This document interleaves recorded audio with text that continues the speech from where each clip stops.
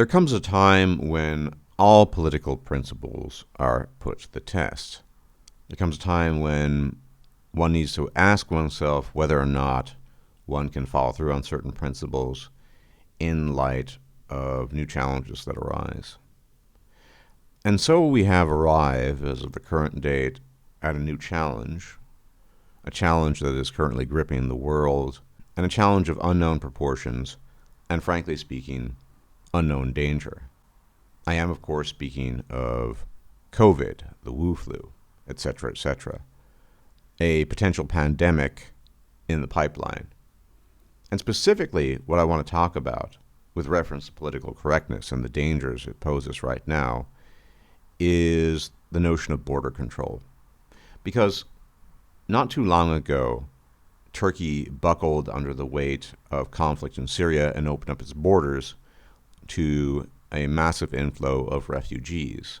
The refugee inflow has been relatively constant since the Great Migration Crisis of 2015, although it has dropped significantly. But we're at a stage now, in light of a potential pandemic of unknown proportions, because let's be honest, the Chinese government is certainly not coming clean, and even more transparent governments are not coming clean or would not come clean to the degree necessary, and there are a variety of reasons for this, which can be discussed later, that no country on planet Earth can afford to have a porous border. And no country on planet Earth, and specifically within Europe, can simply allow for mass numbers of people to enter in when there is a potential pandemic in the works. Now, why is this a political stress test, specifically for the left and specifically for the politically correct? Because this kind of danger, as embodied in COVID and the Wu flu, is something that we've not experienced for a very, very long time. People had referred to the swine flu as a potential pandemic. Some people describe it as such. But we have short memories as human beings. Influenza, or the Spanish flu, wiped out tens of millions of people in the early 20th century. That was 100 years ago. And I'm not saying the current virus is going to do the same by any means, but it is a very real risk and a very real danger. People have died. Sufficient numbers of people have died, and there are new cases popping up every day, virtually everywhere. Not too long ago, the first case I had heard of popped up in Norway. And we can talk about the directionality of this and what have you. But the reality on the ground is, whatever your disposition might be politically, there needs to be, I think, a unilateral position on this that tighter border control is absolutely a necessity. And I could even steelman a typical left-wing position on ethical concerns for one's fellow human beings, and I'm not on the left, that would still maintain an acute awareness of the very real danger that we all are facing right now. That being, if you do allow for porous borders, then you are creating an ethical hazard, because you might exceed your treatment capacity. You might exceed your ability to handle the risks and dangers and put everyone at risk and put everyone in danger in the process. Now, I think there should be border controls in general. That's my position, mostly for pragmatic reasons. But if ever there were a pragmatic reason for the left and the right to align on one issue, it has to be this. We know, generally speaking, how viruses are spread. And to the extent that it's been spread throughout Europe, we have a decent idea of how that's been happening. For whatever reason, somebody with contact with somebody from China was in Lombardy in northern Italy, and from there it spread to many corners in Europe. Currently speaking, northern Italy is on lockdown.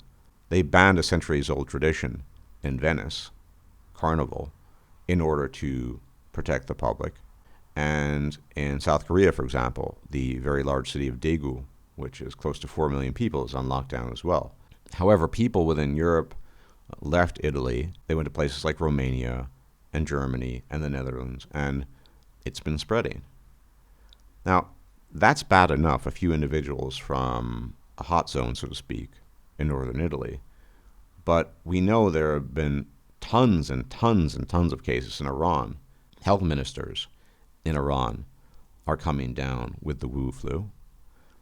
And that entire region, which is already a hotbed of conflict just in terms of the bellicose, is a potential risk because unregulated movement of human beings is going to be what spreads this even further. And so the stress test of political correctness here is very simple. Are you prepared to allow for porous borders in light of this very real danger? That's the question. Because there's no way to check hundreds and hundreds of people, let alone thousands and thousands of people, right? There's no way to control for that in terms of this virus. Furthermore, there's the potential asymptomatic incubation period, which seems to last somewhere between 2 weeks and a month. And I think it's going to behoove everyone to be very cognizant of this. These are the hard questions. If you're a person on the left who thinks there should be open borders, who thinks there should be no regulation, certainly at this stage, this is the stress test, you'll have to just say, look, for the time being at least, for the sake of protecting the populations at large and not spreading the virus, these measures need to be taken. We can't allow a new influx of refugees, however much they might be suffering. Because all you need is one to spread it amongst the many, and then the infrastructure of your own country falls apart.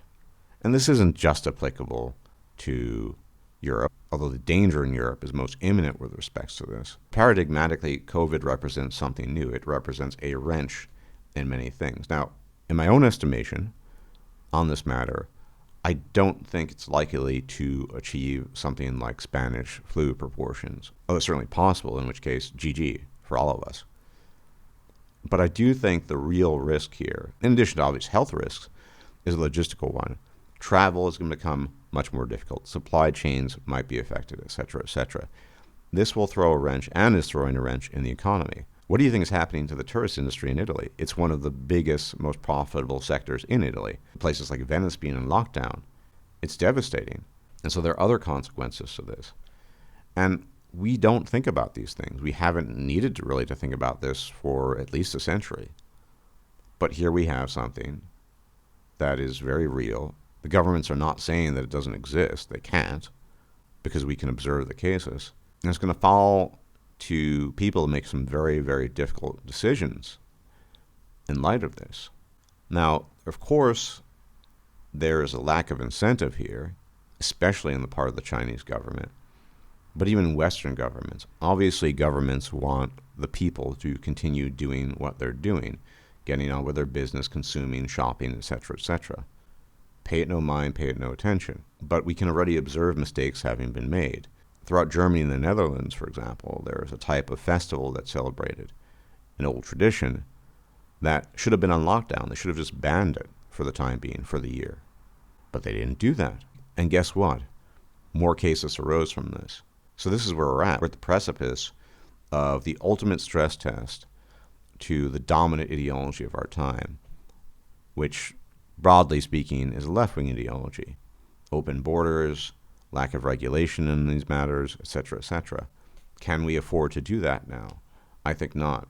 And I think you can also present an argument towards the left that would suggest that even within our own ethical, moral world framework, that you still want to have a lockdown on the borders, because if you exceed your carrying capacity and your ability to care for people, the whole system collapses and then nobody benefits from that.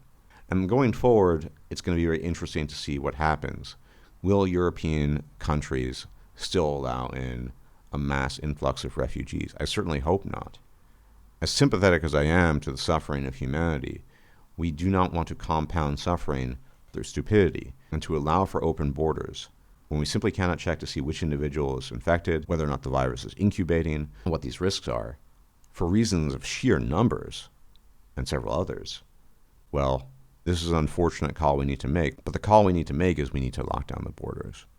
Whatever your political disposition might be, sanity needs to reign here. And because we don't know all of the details of this virus, and we are getting mixed reports here and there, all the more reason to do so.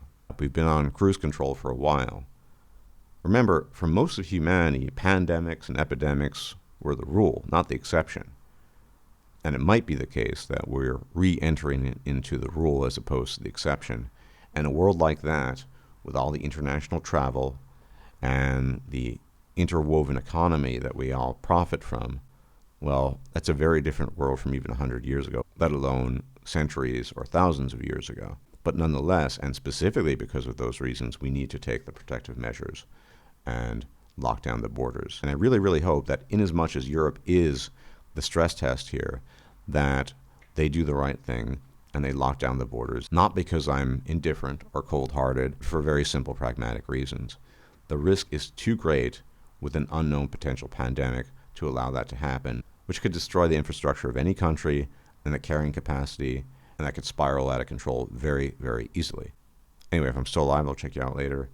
Try to enjoy your weekend in spite of looming doom. And as always, may the gods watch over you. If you liked this video, please like, share, and subscribe. And if you enjoy my content, please consider making a donation or becoming a patron. Thanks for watching.